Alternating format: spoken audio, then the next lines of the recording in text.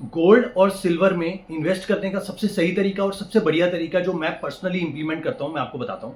देखिए मैंने क्या किया हुआ है, अपनी वॉच लिस्ट के अंदर गोल्ड बीस, गोल्ड GOLD गोल्ड BEES 20, ये गोल्ड बीस का ETF है, ठीक है। उसके बाद में सिल्वर SILVER सिल्वर BEES 20, ठीक है। इन दोनों के जो ETF है मैंने अपनी वॉच लिस्ट में डाले हुए हैं।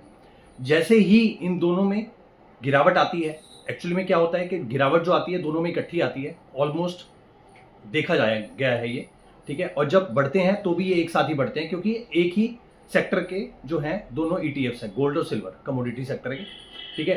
तो जब भी इनमें गिरावट आती है तो मैं इसमें 2 unit, 5 unit, 10 unit, 20 unit, according to उस टाइम पे जो मेरा फंड जो अवेलेबल है, ठीक है। तो उस टाइप से मैं इसमें जो है आधे आधे, सपोज अगर मेरे पास 1000 रुपये हैं तो मैं 500 रुपये का गोल्ड ETF ले लेता हूँ, 500 रुपये का सिल्वर ETF ले लेता हूँ, ठीक है। और अगर फिर उसके बाद मैं डिप्स का वेट करता हूँ, जब भी बाय ऑन डिप पे मैं इसको फिलोसफी को ही इंप्लीमेंट करता हूँ, गोल्ड और सिल्वर की ETF को अपने पोर्टफोलियो में ऐड करने के लिए।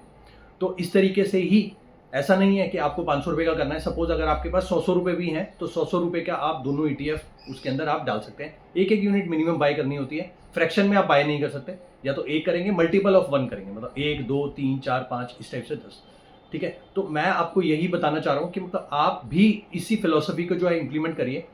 जब भी आपको लगे गोल्ड और सिल्वर के भाव में गिरावट आई है तो आप उसको ऐड ऑन कर दीजिए अपने पोर्टफोलियो के अंदर। गोल्ड और सिल्वर के जो ETF हैं उनकी आप क्वांटिटी धीरे धीरे धीरे धीरे बढ़ाते रहिए।